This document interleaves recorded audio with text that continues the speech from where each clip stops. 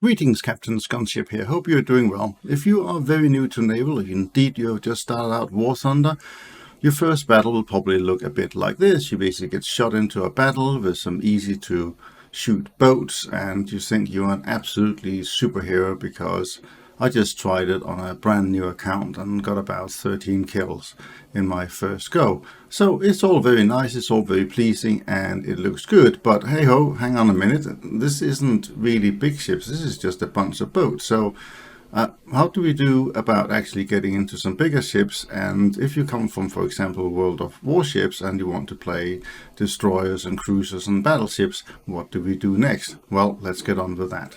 Today I'm doing a tutorial for new players, also new players to War Thunder in general. It can be used by two types of players. You're either a player that already have played War Thunder for a while, and therefore you are trying to now want to go and play some naval or know the best way into doing that, or you are a brand new player, so you just come into the game. You may have played other games like, for example, World of Warships, and maybe you want to try going to War Thunder just to test that out and find out what's the pros and cons. I have played both games, but it's probably a couple of years ago since I played World of Warships. But I did play World of Warships for a good half a year. I did have a number of what was called rank 10 ships and so on. So I'm familiar with that game, and I will make a few references in for that because there's probably a fair few of you that might be coming from World of Warships and want to try out War Thunder instead, and I'll try and highlight a few things along the way that might be beneficial for you to know. When you're in and you are bare bone, and the reason why I have a starter account here is because if I show you my main account, then everything looks super fantastic and I've got pretty much all the ships and so on. But when you're new to Naval, it will look a bit like this. First thing you should know is there is two modes you can play Naval in. You can either play it in what's called arcade mode, or you can play it in realistic. Most players tend to start in arcade and then transition to realistic after a little while. Some people stay in arcade forever, and you know, that's all cool. It's your game, you play it the way you want. There's a couple of differences though. With ships you get more markers, things happen faster, so boats play in arcade, they will sail quicker, torpedoes will fire faster and travel faster in the water, and the controls are a little bit more basic, but there's not a massive difference between arcade and realistic battles. Even some of the aiming they try to make more similar. What you need to know when you are playing War Thunder rather than, for example, World of Warship is generally in World of Warships you just have to aim in the right direction. In War Thunder you not only have to aim in the right direction, but you also have to adjust for the distance to the target, i.e. are ships sailing towards each other. In that case you will need to aim closer, so if the ship is 10 kilometers away you might be firing at 9.6 kilometer in order to hit it if the two ships are converting towards each other.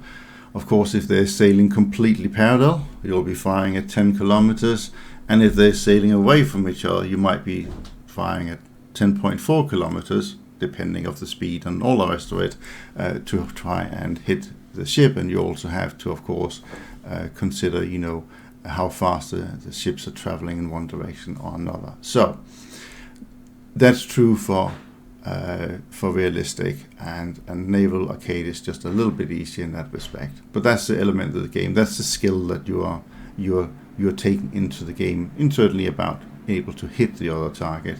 The other skills that you of course can use is hide behind islands, use cover, use smoke, that sort of thing. But when you're starting out in naval, where do you go? How do you best get into the game? And there's two ways. It is a free to play game, but we all know what that means. It means that actually if you want to progress at some point in the game, then you need to ensure that you buy some in-game gold do that with. And so my tutorial here is based on you make a small investment into the game, because I think while it's possible to go into naval and certainly try it out without paying a single thing for it, I would suggest that paying a little bit will go a long way for your enjoyment and to get a foothold into naval. Now, naval has, out of all the nations you can play in War Thunder, and they're all down here, 6 of the nations you can play ships: US, Germany, Russia, or USSR, Great Britain, Japan, and Italy.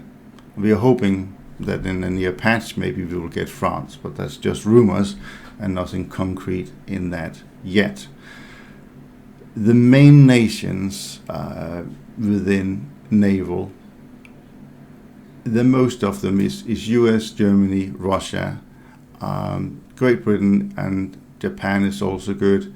Italy is probably the slight outsider at the moment. That's probably the nation that is suffering the most. It doesn't really have as many ships, and it's lacking a bit in the very top tier of the ships, certainly in the battleships. That can all change within a patch or two, and everyone is hoping that Italy is going to get some love sooner or later with better battleships. But for starters, where would I go if I'm new to playing? Well, I would recommend 3 nations for different reasons, and of course you can choose another one as well. But USA is probably one of the easiest to play, and the reason for that is that turret rotations on ships, especially your destroyers and your cruisers, the turret rotates really quickly and is fast to get on target. USA does have torpedoes, but doesn't really rely on it. It's more gunplay. Russia, well, it's kind of a Russian game, and so the Russian Navy always seem to get extra little bit of what people call Russian bias to it, and it's certainly very competitive, and right now it arguably has the best battleships in the game. There's the one called the Paris Commune. I'll quickly go in and show it to you. If I go into what's called the research tree here, go down the Bluewater fleet, the Paris Commune battleship and the Kronstadt are currently probably arguably the 2 top dogs in the game. Others are also good, but that's probably the deluxe version, if you like, for better or for worse. I'm not a historian, so whether that's really accurate or not, I will stay out of, and that doesn't really matter for this tutorial. What does matter for you is, especially if you're coming from World of Warships, is these slots you see underneath here. These are your crew slots. Now in World of Warships you buy 1 slot for 1 ship.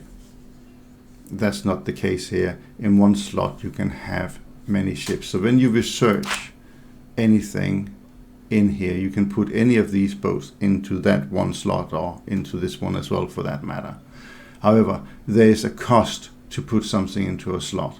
There's a crew training fee for putting that into a slot, and there is a options to further enhance the crew's ability within that slot. Some of it is transferable, so if you have the same slot, and I will show you that on the main account that I have, for each time you put a new ship in here, as you are training the crew, that crew skill will transfer to the other ships you have in this slot up to a limit. And if I go into crew skills, you're doing these black boxes here, and they give you crew skills. We'll go for a simple one. Gunnery, main caliber, reload speed is a good one to start off with. Let me try and explain what's actually happening here.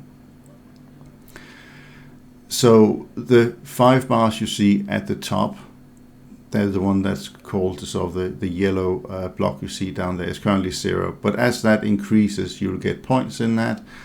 And then there's also the option to where you have the blue star. There will be something called experting the crew that will increase. And then finally, but not least, there's also an ace ability that can even further increase the skills. All that does is that right now, with 0 skills, those machine guns fire at 5.2 seconds. At the top level, if you had everything, it would be 4 seconds. So crew skill impacts the performance of your ship. Aiming, ability to repair itself, etc. There's lots of different skills. Don't get too hanged up about what the different skills do right now, but just be aware that the more crew skills you have, the easier it is for you to play the ship and the better it will feel in the game. So it is a leveling up of the ship in one sense for the crew. The other thing is there's things called modules for a ship. So if I right click on the modules and go to modifications, we can see on this ship here I have some of the modifications, not many, and in the start you will research these very, very quickly. These modules will also help to improve the ship's performance. I mean, certain things like being able to repair the ship and, extinguish a fire is pretty fundamental, but you still have to research them, and that's probably the first 2 things you research on any ship that you are getting. So what will I do here? So one thing, let's talk a little bit about money. It does help to have a premium account. It does help to have some golden eagles and invest in a couple of premium ships, gold ships, whatever you want to call them. They automatically get some bonuses and above. You also have what's called premium time. Premium time, you get some rewards as well. First of all, what does it cost? 5,000 golden eagles, 25 euros, $25, 25 pounds, probably thereabouts. So if you're thinking about 1,000 golden eagles, if you at least buy them in somewhat bulk, roughly 1,000 golden equals 5 pounds, 5 euros, or $5. So just bear that bit in mind. If you want to buy premium account, you should do it a certain times of the year. It does give you a lot of bonuses. If you're just testing out the mode for now in the start, don't worry about it. You do not have to worry about it. Again, the same as it is true with World of Warships. The first few levels, it goes very quickly anyway, and it is a starter for you to getting into the game. But if at some point you want to be a bit more serious about and you want to get into the higher levels, then it does change somewhat from a free to play to a pay to play, because the last few levels does require you really to have some of these bonuses in order to stay afloat, i.e. not to lose in-game currency and so on when you are playing. Then the economy starts to bite, basically. This is fair enough. I think most free-to-play games is built around that model anyway. It's worth to say that at various points of the year, generally 2 times of year, there is a half price sale where you can get the premium account for half price. So if you look at for a year option, it costs nearly 15,000. Well, that would be more like 7,500 in order to pay for a year. In that respect, it's quite cheap compared to many other games. I mean, what would that be? That would cost you like about $33, $35 for a whole year if you buy it at half price. I think that's sort of reasonable. Can't really argue too much about that. So that would be a recommendation. But I would say buying 5,000 golden eagles would be really good starting point for naval. Why? So there's one ship I would highly recommend, and there's what I also recommend is that you invest in these crew slots. So for a crew, if you go to qualifications and accelerated training, you get this option. You will acquire these points over time as you play, but it goes quite slowly. and as crew skills is quite important for any ship that you play, I would put 1,000 Golden Eagles into each of your naval slots. And I would go with 3 slots. If you're brand new to the game, you can also use planes inside naval, and you'll get more time. You might play a bit of that next to it. I would say for realistic, it's useful to have 2 slots for planes and 3, perhaps 4 slots for ships. So why would I do that? When you are spawning into a realistic battle and also arcade, you got 3 spawns in each game. You can spawn 3 times. You'll notice if I go with the reserve boat here, if you go into battle, it will actually allow you to spawn this ship, and it only does that with reserve ships. It'll allow you to spawn it 3 times. Any other ships you can only spawn once, unless you have a backup for it. So I will have 3 slots I will just dedicate to naval because of those 3 spawns. But some maps later on, you don't really tend to spawn in smaller ships at all, so you only got big ones, but you might want to have a little one there just in case, and it depends on the map. So sometimes the 4th slot is where I would put my coastal ship.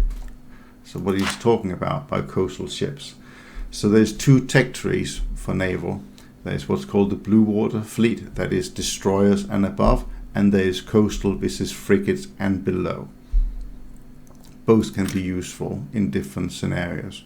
So in having to be in the Russian lineup, the D5, the reserve boat you start off with, this is very fast, and is even sometimes used in very big battles just to go and take certain strategic points on the map. It's fast and very useful in that respect. The Bluewater is your bigger ship destroyers and so on. So you have 4 slots. Now, I would probably recommend you go with the US. You could go USSR as well. Depends which alliance you are most into. Some people will go Japan. The reason why you go Japan is a bit more hardcore.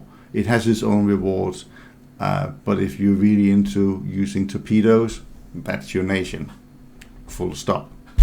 That is by far getting the best torpedoes in the game. But as naval progresses over time, torpedoes become a little bit less valuable. It's an argument there, but it's you in the start. If you're a new player, I would suggest that either Russia, US, or even Germany is your starting point. Why don't I say Great Britain? Great Britain is good too, but I think on balance the US ships are probably a little bit better, or the Russians. So let's say you went with the USA. Then the thing I would invest in here, let's say we got our 5,000, we spent the 3,000 on crew slots, and I will show in my main character where crew skills are used. And don't know anything from YouTube, so I'm not going to buy 5,000 Golden Eagles and just burn them off because I don't have the money for doing that. But I'll probably invest in something like the USS Moffett, a very good destroyer. It is used a lot in the game, but there's a good reason for that. It does generate an awful lot of in-game currency. It is a cash cow. As you can see from the stacked cards here, the max repair cost is 780 silver lines. Now that might mean nothing to you if you're new to game, but that is actually very, very little. So that's the maximum you can it will cost you to repair the ship. Also, it gets really good silver lines bonuses. As you can see here, it says 600% down on the reward, down the bottom. Now, very quickly, if I change from arcade to realistic battle and I go in and look at the same ship again, you'll notice now say 800%. So playing realistic actually gives you a higher reward, but then games tend to go quicker in arcade battles. So it evened itself out probably a little bit, but it's just worth noticing there is a small difference. The reward in the research, which is the blue light bulbs down near the bottom, is the same for ships in the two. But that's probably the ship that I would buy, and then I would make a lineup just with a coastal ship, just the PT-06 and the Moffett, and I would go to war. And for that, it will not take you very long with the amount of research that you would gather in here to get up and get, for example, the Sumner and the Fletcher, and that will get you a long way towards having a good little lineup that you can play over and over again, and then you can progress through the tree. For those that come from World of Warships, there's ranks and there's battle ratings in this game. The rank is purely a means allowing you, so in order to get from rank 1 to rank 3, you have to have researched 3 ships. So in this case, you have to do all of these 3 before this one, rank 2, will unlock and you can research these other ships. As you would expect, as you go down the line, the amount of research you have to do to get the next ship start going up. And it gets higher and higher and higher all the way down. And it's really when you come to the rank, in this case 4 and 5, that it starts becoming hard to not have a premium account. So you can go with a premium account straight away, or you can wait, but when you get further down, then it becomes, it's not impossible, and some people do play it, but it takes them a really long time to make progress. So that's all you need to know about that. So the USS Moffett, and then go in. Now on the coastal fleet, it could be tempting to maybe also put in a better PT boat and buy one for Golden Eagles. It's up to you if you have the funds. I will say for most of the game, if you go and invest in a vehicle, it is useful to go with one that is rank 3 and above. The reason why you would go for rank 3 and above is that you need to do daily tasks in the game. They're useful for things like battle pass and other stuff, and you would find that going from the first daily task you can do in rank 2, but the second daily task requires a rank 3 vehicle. So often you want to do those in some kind of gold vehicles, just because then you earn some silver lines or some research along the side. So if you do invest, I always go rank 3 and above. It could also be tempting, if you got lots of cash, to splash out and for something the Helena here. I would say don't do it. If you're new to the game, wait with that. Wait for it to go on half price sale for 4,000. For 4,000, it's a much better, easier to swallow deal, and it's a lot easier to paying 20 euros for it rather than 40. That's roughly the price is here right now. But the Moffett will also at some point go on half price, but if you're new to game, it's a small price to pay for the price of entry, and it's rank 3, and it will do really well for you. It would also be tempting for you, saying, oh, why don't I just pick up the Wilkinson at the same time? Well, you could, but there is quite a firepower difference between the two ships, and actually it won't take you very long to get up and put in a couple of other 5.0s. So as soon as you got the Trenton and the Raleigh, for example, in together with the Moffett, you got a really strong lineup. New to the game, you will also see this and say, what is this? So this is something called the marketplace, and this vehicle was an event vehicle that was done by people who could earn it doing various things in the game, and it's very good. It's very similar to the Moffett actually, and in my lineup I have both of those ship in there. You can also buy that from what's called the Guardian Marketplace. So if I click find on Marketplace, you can see the cost here is 23 Guardian, and again that's roughly $23, so a lot dearer than buying the Moffett, but if you're really keen, then it will double your firepower. So to show the difference between running a standard account and a premium account, and basically the difference between going fully free to play or playing with a premium account and the gold ship, we're gonna do a battle with the US fleet here, just with what we have straight out of the box. So we already got the PT boat. I'll go to my Bluewater ship fleet here, and in the second slot here, I'm gonna put my ship. So I'm going to put that in there, choose crew, and it says do I want to do a destroyer tutorial. I think I can cope without, and this is as basic as it gets, you know, 0 crew skills in either of them here. Just so you know how it is to buy another crew slot, as I click here, buying this for 5,000 silver lions, it will come out and say what I want to put in here. Don't really want to put anything in it, but I bought a crew slot, and you'll notice the next one costs 10,000, and it will keep going up, and eventually it will cost golden eagles to buy a slot. But as I said before, 6 slots is probably what you're looking at. I think 2 slots for your planes, and then the rest for the ships. And if I was being very pedantic about things, what I probably would do is I would just go out of that one. I would probably actually have the 2 first slots as my planes, and then I'll have the rest as either ships or indeed tanks. So because ships and tanks don't play together in this game yet, but planes can either play with tanks or with ships, and so you're using the same crew slots that you use for ships for your tanks typically.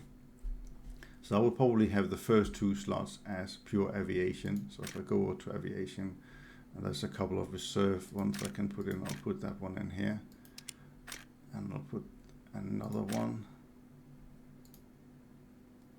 cruise crew, so I'll put that one in here just to show you how it works. I'll then go to my coastal fleet, so I'll have my PT boat here, and I'll put him in that one. It won't cost anything because these are all reserves, so there's no cost to it. And the reserve here I will put down in this slot here, choose crew. And so now we got a lineup. It also now gone back to air battles because that's what I was on here, but I'm going to change that. So I want naval realistic. Right, so I'm good to go. Now I don't have the 5,000 silver lines to buy the next crew slots, and I can't remember what the next cost after that. But obviously it goes up. But that is probably my little lineup I would work on. So there we are. We got a very starting system here. So let's go into battle and see how we get on. Actually, counts, like you see, it says US slot there. So that's an important thing to know. Servers, select servers. Now I'm based in Europe, so I will select the Europe server.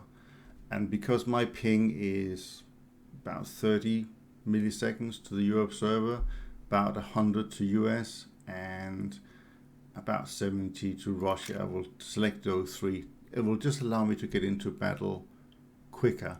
And when you're playing naval, the millisecond response you have to the server is not so important.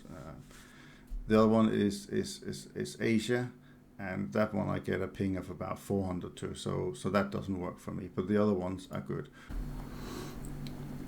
So I will just show you this. This is the list of battles I've had so far on this new starter account.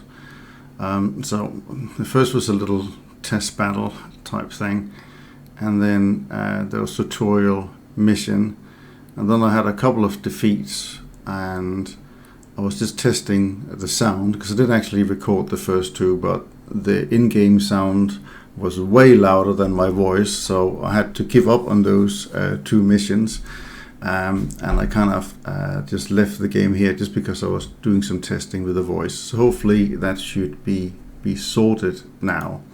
So to give you an idea about where we are in proceedings, I have managed to research the USS Barker during that little period. It didn't take much to research. Roughly 4,000 research point more to get the Alvin. The one you really want, if you're not, bringing any gold into it, is to get to the Sumner and the Fletcher as quickly as possible. Now, the Sumner, if I hover over that, that should be the first ship you research afterwards. You can see it says required RP, research point 11,000. So that's what you're going for. And the Fletcher is 9,200. So those two is a good starting point. They will, when you use them, give more IP to get to the Porter and Sumner and so on. There's also the Mitch out here. And actually you need to get them because you need 3 in this lineup before you can get into rank 3. But those 3 ships is not a bad little lineup if you are not willing to spend a bit of golden eagles and get the Moffett. Okay, so I will try for the 3rd time, hopefully with my voiceover being able to hear it, do a little test battle. Now, bear in mind I have got the Barker, so I might just chuck that in the lineup. I don't have enough money to get this slot here, so I had to put the Barker on top of my PT boat. And just for the sake of it here, if you have a PT boat in our lineup, I'll chuck it in instead of the plane. Normally I wouldn't do that, but for testing purposes and to show what's happening, it's not the end of the world. Right, let's go into battle and see what we can find out. I just want you to see what it looks like in a realistic battle. So this is not a bad map, and different spawns for different things. So PT boats get a close spawn, destroyers get a spawn further away. So for this map, get the B point early can be useful. There's already had one person trying to spawn there, so we're going to spawn in and try and help him out. Now this PT boat is in a higher battle, so it's a battle rating 1.0, sailing against ships of a much higher battle rating because we got the 3.3s in there. So I can see here that some of 811 and so on is a little bit more spicy than what we had, but we will go in and we'll try our best. So getting spawn points early in the game is always very handy. This doesn't look to be too much of an up tier. If it's an up tier at all, this would be great. You could just see the bee spawn just twitching a little bit. I wonder if there was an enemy in there. Ah, there's a boat there. Let's see if we can shoot him. Now, just a question about aiming. So try to aim a little bit before and just, you just like shoot from the hip really and hope that you can land. He is going away, and the other PT boat is also going away, but they'll be back. Get a fire on him, so that's not too bad for my little effort. Now I'm sort of in the danger zone because I'm trying to get into actually capturing the B point. We've got a ship here. Now I'm gonna go facing forward to make it a smaller target of myself. Gonna go up and down his hull just to get as much damage as I can. He's at 30%. I might just do it. 20%. Oh, reload! Oh, I gotta kill him. Assist. This is fine. This is all good. Somebody else helped along, and we managed to capture the B point. So that's a mission complete as far as I'm concerned in this little starter boat. Even towed off the 3 in a reserve boat. Who would have ever known? Right, off we go. Somebody's out of the A point, but I don't fancy sitting too much in this middle here because it's a bit too obvious that I'm a target. But I hope that if I can sneak around, I might be able to get to a ship from behind. Now that is a bigger ship. Probably a coastal, not frigate or something. Yeah, PC 451. American 2.3 boats, I think. A bit better than me, but we managed to go so far. So we got 2 to choose from. I'm gonna go with the reserve because if you're brand new to the game, that's the first one you're gonna see. I'm gonna deliberately spawn over towards A because I'll try and see if at least I can reset the A point there for people. We will sail in with this ship, and so you see this is a proper boat. As much as it's proper for a reserve boat, but you can see I got torpedoes. I got 6 on each side in 2 sort of turrets, and I got some guns. So that's all very cool. You'll notice the rings underneath. They are basically for your cannons, and when I'm aiming to this side, you can see one of them is grey, and that's because there's a cannon to the other side that I can't use when I shoot. So when I shoot there, then you can see the reload time, and of course the gun on the other side of the ship did not shoot to that direction.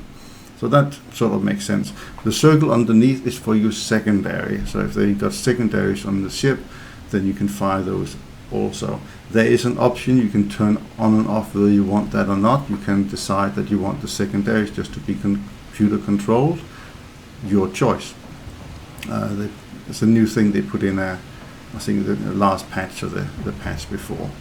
I quite like it. I think it gives you a bit more to do, especially when you get to ships that take a longer time to reload. So if you sat there for 20 seconds or 30 seconds or 40 seconds for a reload, then if you can play a little bit with your secondary guns, then that's always something to do.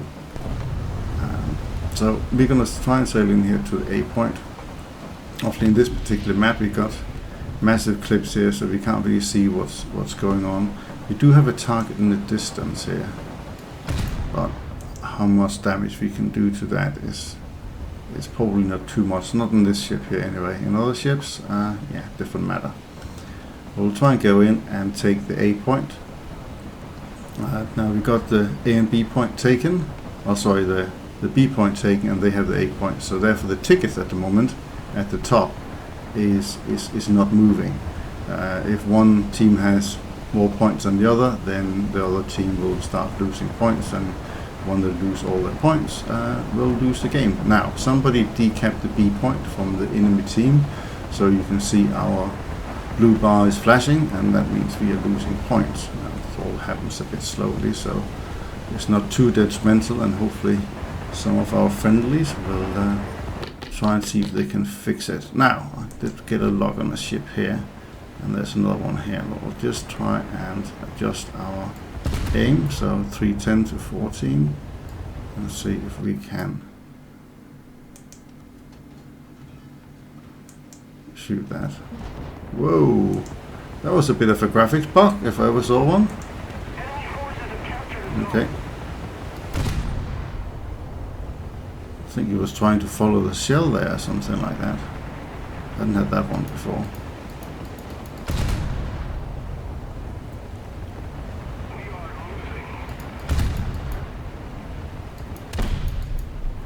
If he doesn't see us, then we can send a couple of torpedoes his way. That will certainly get his attention. So maybe we'll just leave him alone and try and shoot the little fella here instead.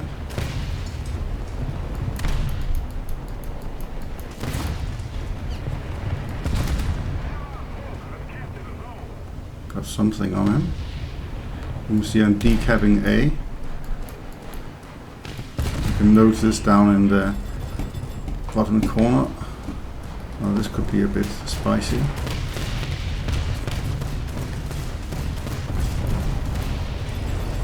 Okay. Well, he didn't shoot any torpedoes off me, so I was lucky. He probably didn't have any.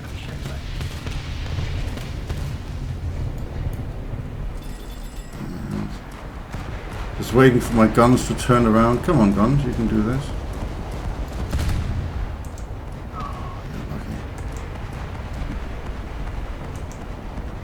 The game doesn't aim terribly well when things are really close.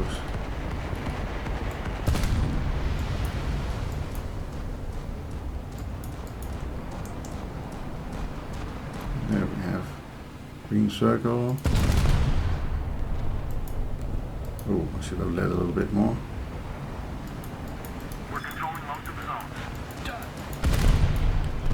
The enemy ship. And we killed him, so. Job's a good one. Points captured. You're on top of the world. Well, actually, we are doing pretty well for this battle.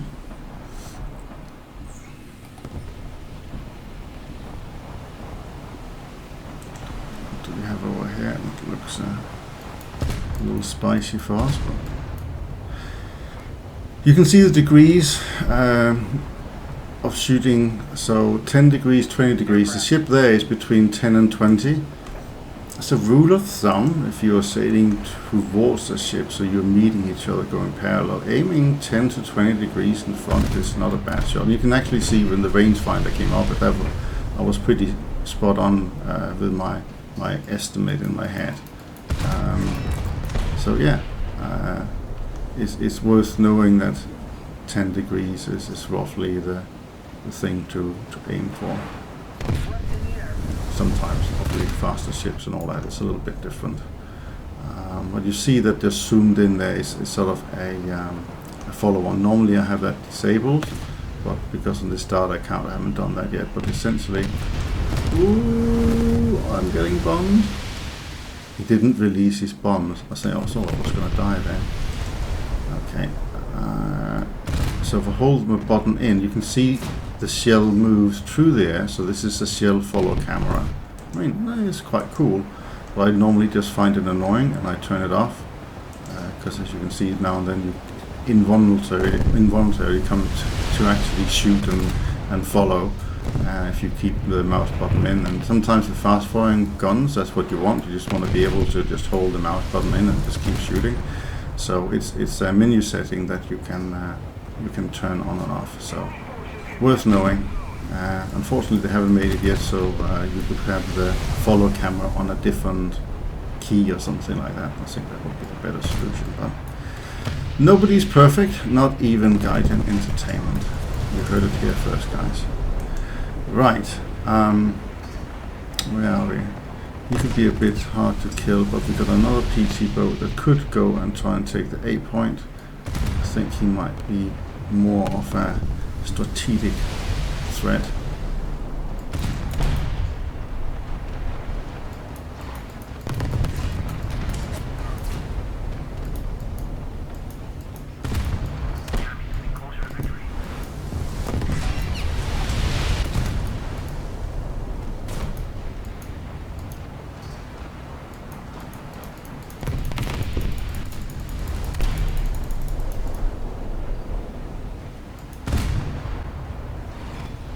Got him. We're still holding the A point, but we're losing B. Now we could sail in towards B, so worth a try. And we have our little friend over there shooting at us. This is all well and dandy. We also have a smaller boat to our left.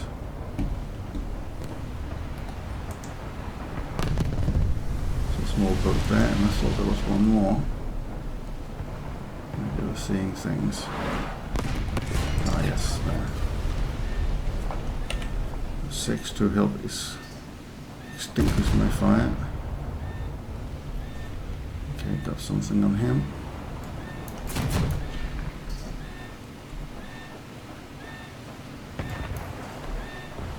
It's not particularly quick, and I'm not quite sure why he's all the way out here. It will be a bot. T1 is always good, you can sort of see what it is. Yeah, there's a bot, so I'm not too worried about him. Try and get that instead, because that's a real player.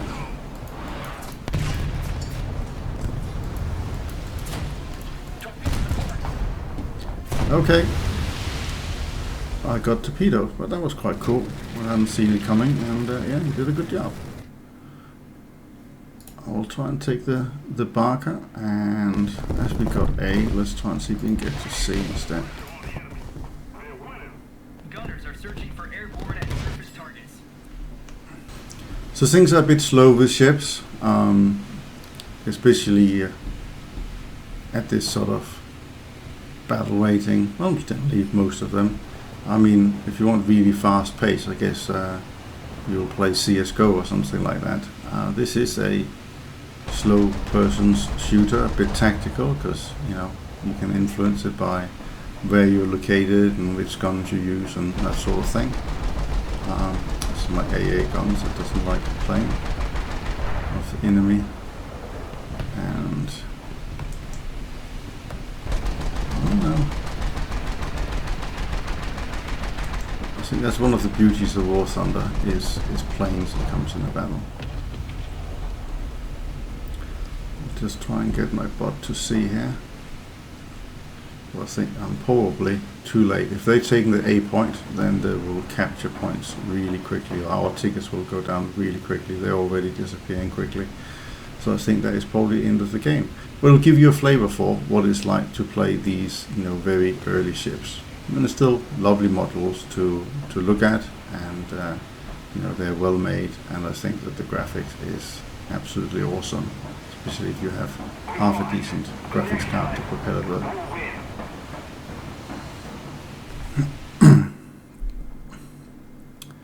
So in the game, just get a quick summary of what went down, and then we'll jump over to the main account, and we'll try and take battles instead from that using a premium setup and see how that goes.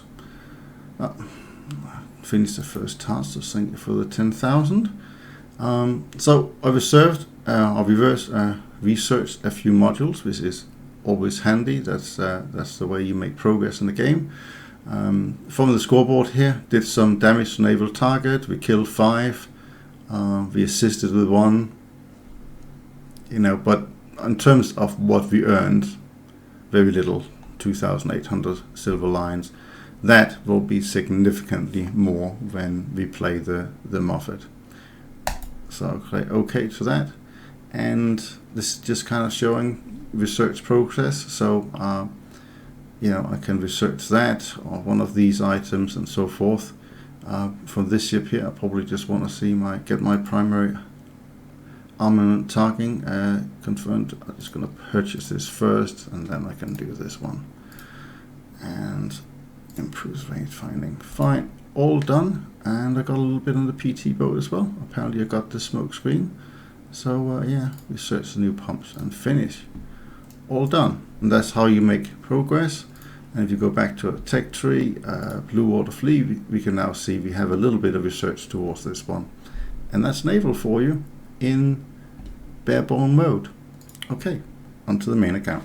Okay, so we are now on the main account that I have, and that looks quite different. I just started the Italian just because that actually has the crew placement and the way that if I had my way with everything, it's way I wanted to have it. But Guardian doesn't allow you to move your crews around, which is a shame. It has been talked about if they would ever do that as an option, but it hasn't happened yet. So here's where you have 2 plane slots to start off with, and then you got 4 slots for naval. And as you can see in those numbers here, like 100 and up, 100 is the max, by the way, for a ship, and 75 is the max for a plane. Should you play tanks, I think that's 150. Doesn't matter so much, but you can see that is set up in that way, and it works really well.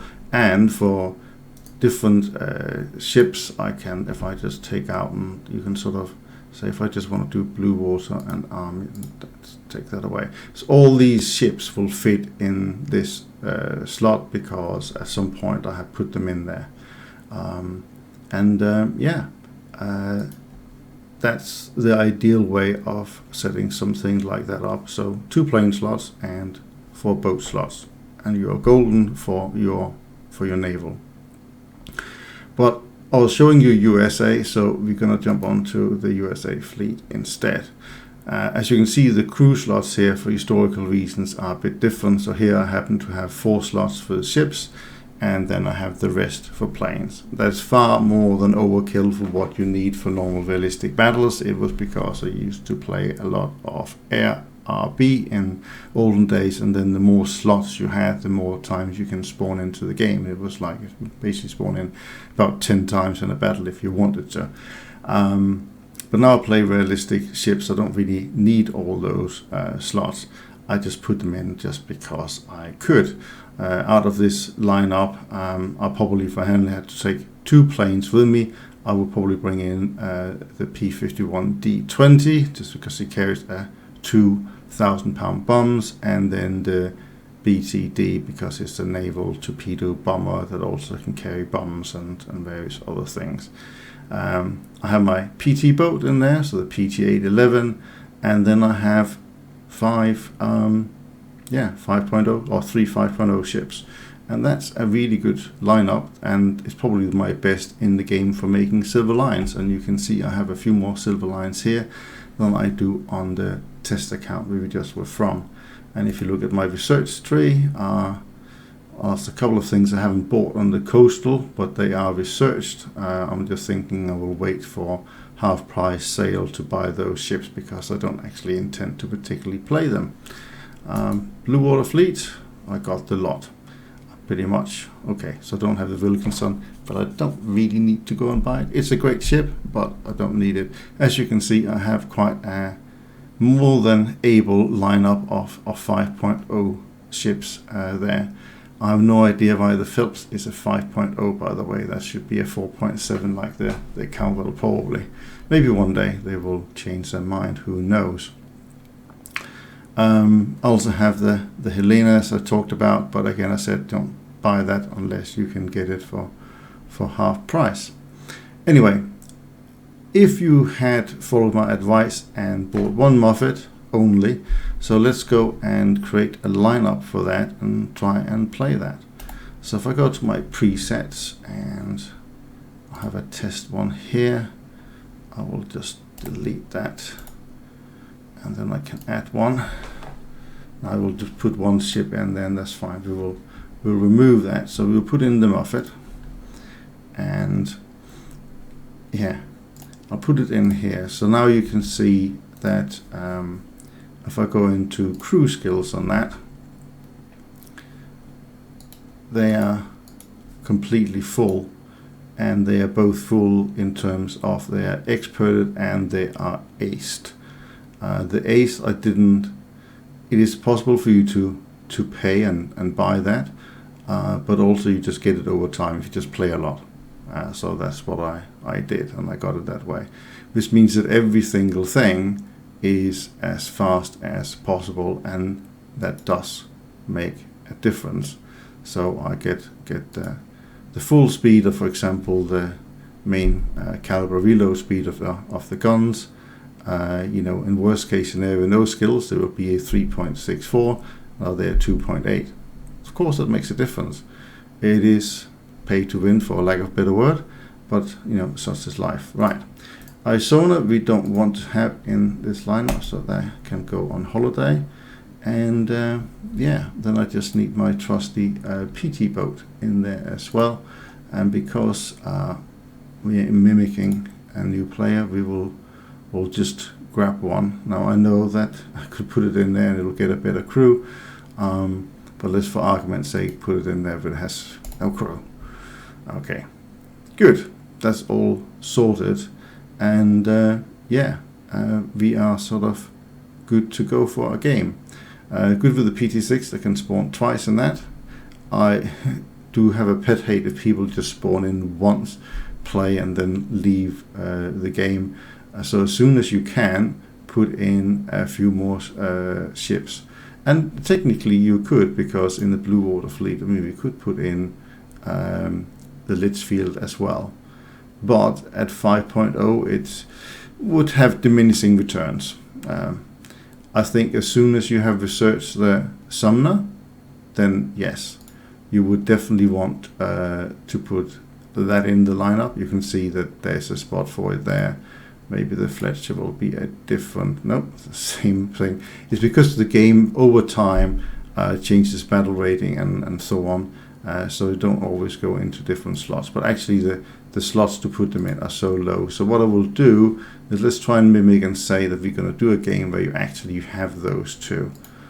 So I'll put in there and say okay, I won't export or anything, so that is that one, and then I will put the Fletcher in as well. I'll put that in there and say okay. So I now have a lineup and I'm good to go. I don't have a plane in here yet, but if you're new to the game and you don't have any planes, well then we won't bother with that. And we will just do a battle and see how it goes. I do have a slight RP booster running, but I don't have any boosters on Silver Lions, so we will just see how it goes. And we don't want to play arcade, we want to play naval. Realistic, let's go.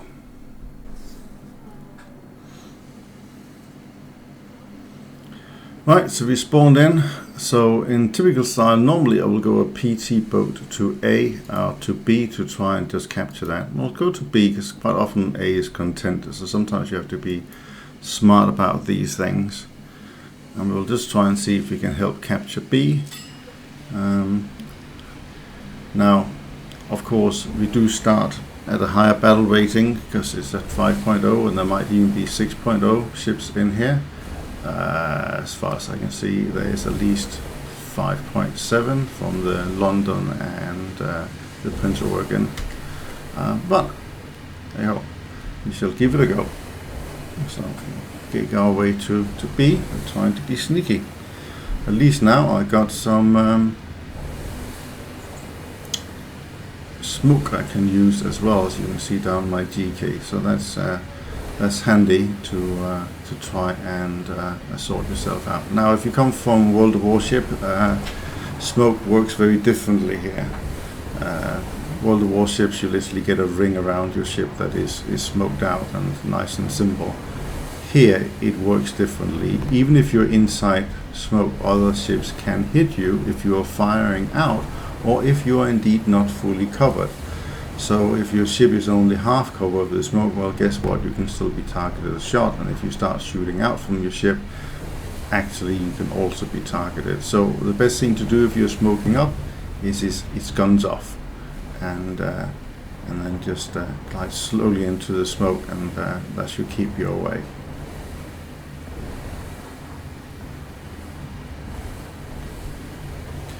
You do find at this level there's a fair amount of what we call bots playing, and also sort of AFK players and stuff like that, but actually it doesn't matter so much for you in order to just get some money.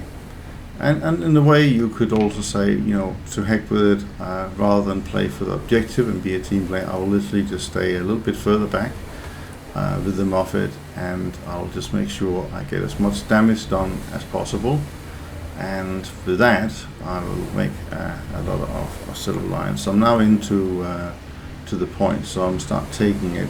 So what actually I will do, I will put my smoke on and I will start making a bit of a circle here and hope nobody is particularly targeting me in the next 10 seconds or so. So now I should be fairly certain that nobody can do anything for me. So essentially, you know, if the name of the game here is to get as much research done as possible, then I won't get much from this ship. So it's time to maybe just get rid of my torpedoes and then spawn into the Moffett. So I'm just gonna blind fire a little bit in that general direction, and torpedoes are away. In fact, they're slower than my ship, but I don't care. I'm just gonna hold J down and J out and explode my ship, and that's okay because I'm now gonna go into the Moffett. Take different types of ammunition with me here. I'll explain them as we go along. I'll also choose my spawn point, quite important. So she'll spawn there. Gunners are searching for airborne and surface targets.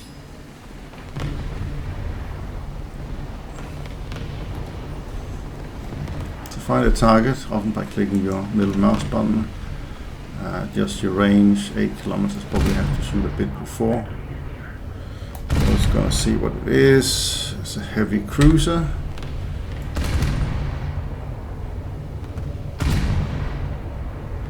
Not the best target for making lots of money, but it's there. And just going to turn my ship a little bit just so I get the rear guns on target as well. Well, as you can see, I'm giving him something to think about. Now you have to be careful of the incoming shells. As you can see, there's some coming there. I think in the first instant they're not going to hit him because he'll have shot himself in. And now he's going behind the hill. He is more difficult to target, but I still, oh, in mask could probably still see him. There he's gone. Okay, I'm going to turn my ship just so I don't easily get hit. Alright, so we got something over here. That's probably more our style. I'll change to 2, so I'll just go pure AP. So hopefully the first salvo is sap because that was it, and you can start to see the colors have changed. Because I'm now using HC. But the HC has more filler, so just hose him down. I got a kill assist on him. And I'm so sorry for that.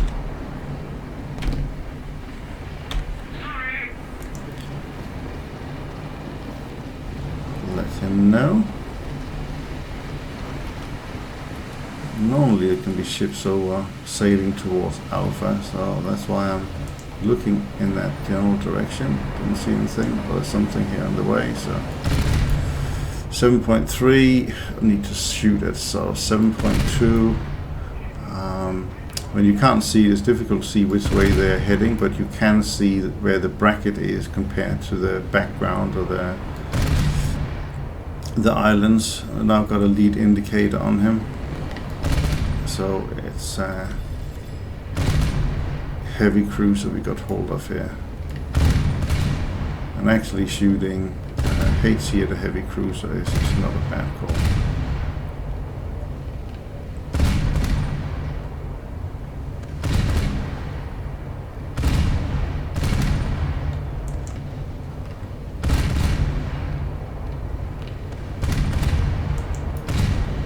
A lot of people get frustrated when they get up tiered, but there's generally always something on your level you can shoot at as well. So I could be searching for other targets, but if I can help out, then I definitely will.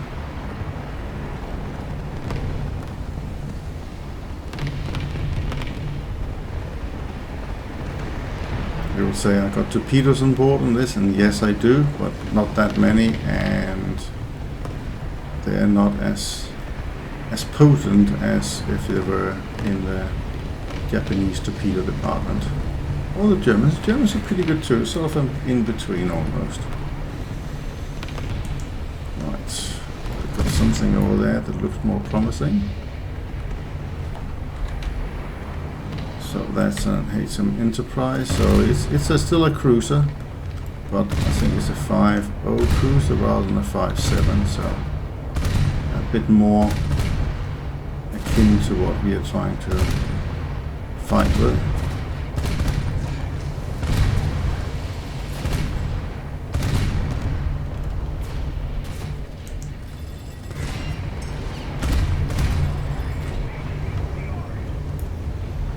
Got behind the island, so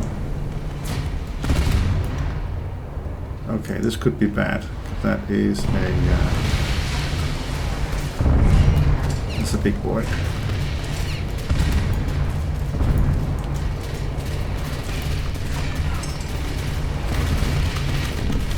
It's going to fire a bunch of torpedoes his way.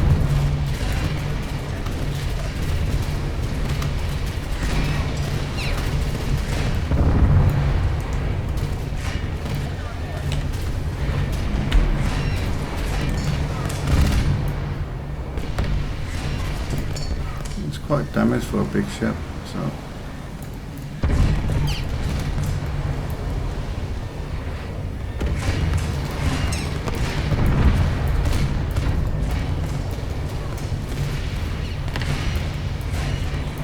oh, he got me. Didn't actually get shot by that, I got shot by the Cadiz instead.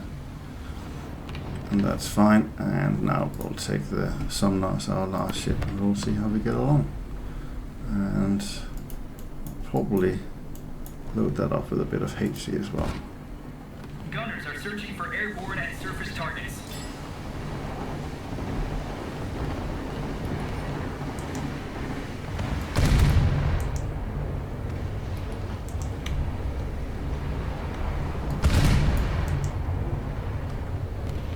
So see, this is much more what real battles are like. You know, the ships are a bit more potent, they're fairly quick, and they're more sort of World War II styles than World War I. This is sort of the starter ships.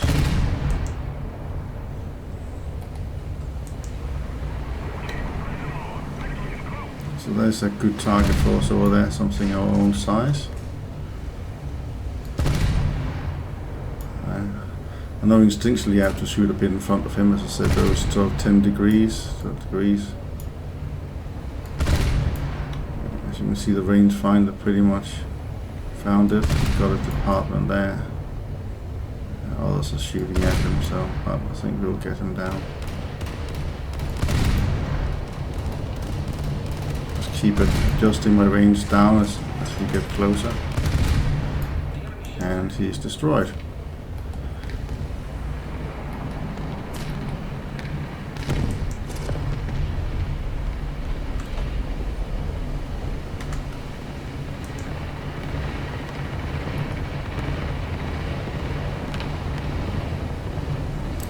Going over there. Don't know what happened to that big cruiser, the Prince Oregon, the one I was shooting the torpedoes off at. So I'm gonna sail over and see if he's still there. And if not, I'm gonna try and wiggle my way into the A point to finish off the game. But as you can see, the US turrets, they turn really well. They have actually good AA. Now, they don't have any planes attacking us, but if we did, we are sort of in probably the best possible ships for being able to fight them off. I can actually select my AA guns and use them. As you can see, they're quite good as well. Right, I think that the Prince Oregon probably did die. There is a Detroit we have there. It's a premium ship, 5.0, but we got good rate of fire, and we can certainly give him something to think about if he is not paying attention, even if we're in a 4.7.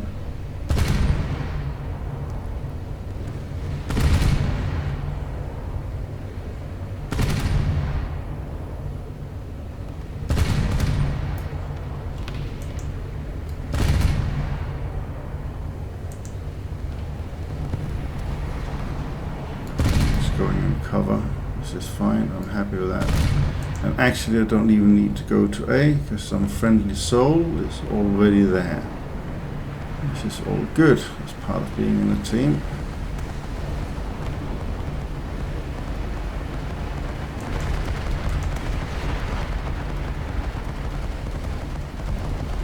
See, a plane you can then use the shell type number 3, which is variable time fuse shells, and you can shoot planes down with that because they explode sort of near the plane. It's like a proximity fuse.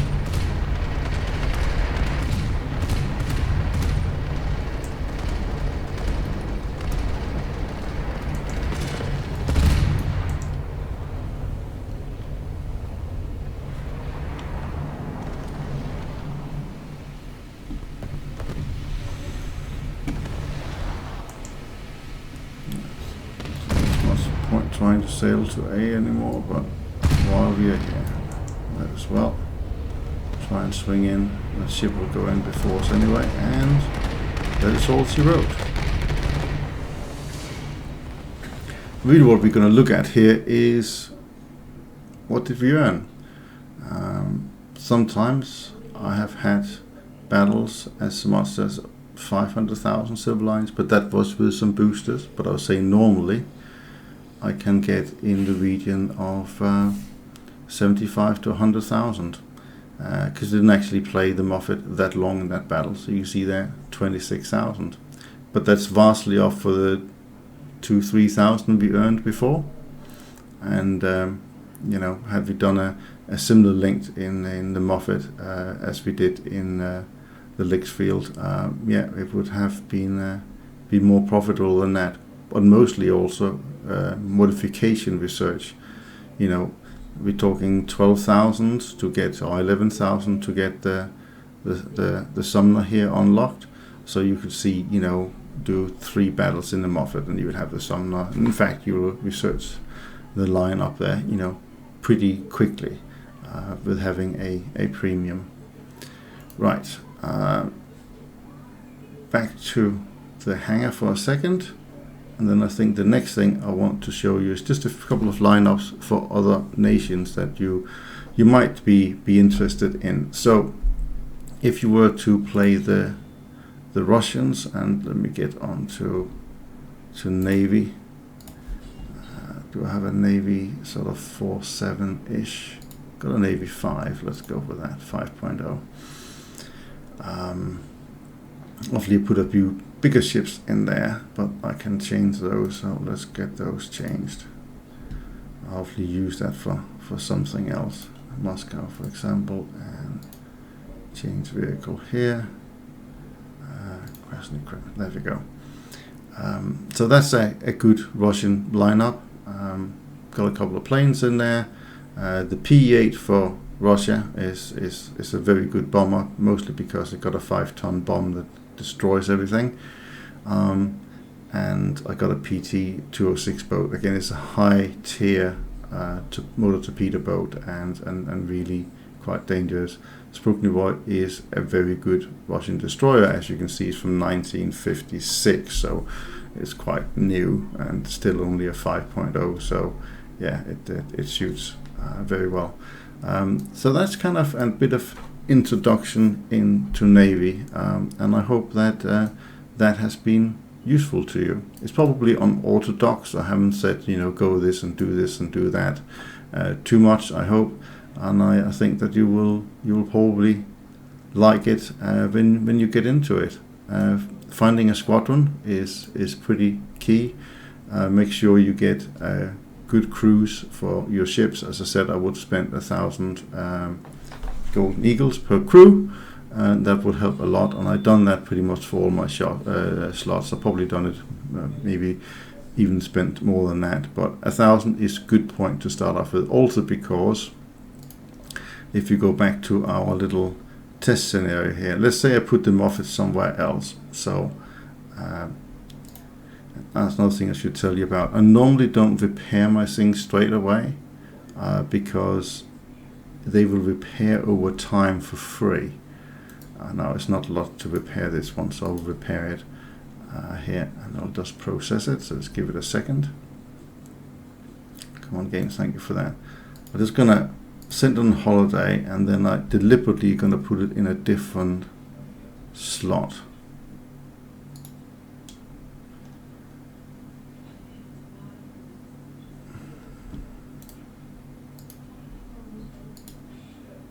There you go. Okay, so we put in a slot that we don't really have much crew in. So we put it in this one that has 0 crew or 1 crew. Okay. Now the thing you do want to do is to expert your crew. And for example, in the Sumner here, if I wanted to expert the crew, I could go into qualification, and you can say upgrade to expert, and it'll cost a certain amount of silver lines, and that will make a real big difference to my crew ability for that ship in that slot. But if you do not have enough experience, then you can't do it. So if I go to qualification here, you can see here it says crew level required 15, and the higher you go up, so a battleship will be crew level required 35 in order to upgrade it. So basically, you can't do it. You can't go and buy Silver Lions and upgrade that. You have to get your crew level up first, either by playing a lot and get crew points. And in this one here, you can see there is some crew points available because they just haven't been spent in this slot. So the way you would do it would be you would go in here and just add some in here. But these crew points takes quite a long time to get, and that's why it's a lot simpler to go in and buy a good bunch of them. You can always start with a smaller 100 bunch to just see how it works, and then go from there. But essentially what I would do in a new crew is I would go in and let's go and take them through. So for ship command, leadership is important because it affects everything else, but don't go too high up in that in the start. Observers is to where things are targeted from. I would say just go, take one in each to start off with, or two is absolutely fine. Boiler room, that's more important because it's to do with how quickly you can actually maneuver around. And fire protection, well, that sort of goes without saying. It helps to have high skills in that. Gunnery is all about main caliber reload. Secondary to that, you can start looking at things like your secondary cannons, AA, and so on. But main caliber reload is the one you want quite high up. Damage control, well, they are all important, and they're almost in order of importance. So unwatering, yes, if you get water in your ship sink, then that's not good. So that's kind of the top one. But fire extinguisher is a close second because you got fire on board, and that kills your crew. Logistics, you do not have to worry too much about. That has more to do with how long it takes to repair when the ship is in a slot and so on. So don't worry about that. But the other ones, I would definitely do. If you buy 1,000 gold, the first thing I would do is to go down every line and just add 2 slots in each, and then I would go in afterwards, and for example in damage control would be a 2, and it would be 2 all the way down. I might put that one up to 5. Gunnery will put main caliber reload up to 5, and then I would spend the other ones. I will spread them out, and by doing that, you'll probably find if you spend 1,000 gold, you'll be way over those 15 points. This also means you can expert the crew, and that's a good thing. Okay, I think that's a good little starting point for naval. I hope you liked it, and yeah, I will see you in the next one. Bye for now.